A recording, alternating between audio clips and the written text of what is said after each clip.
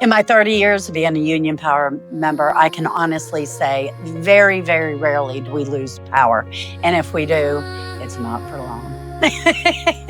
Hi, my name's Debbie Haliska. I've been a member of Union Power Cooperative for 30 years now. It was during the day and I was working from home, and I'm home-based virtual employee. And my husband called me and said, there's a bad storm coming.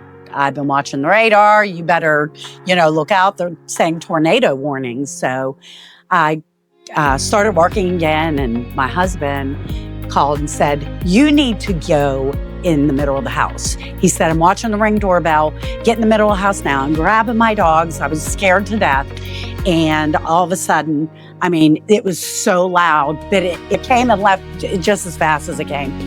And when that happened, my power went out. I was like, oh my gosh. So I went outside and I noticed it was like a domino effect. There were, I think, 9 poles down right in front of my home. I thought, with all this damage, I'm probably gonna be gone for 2 days.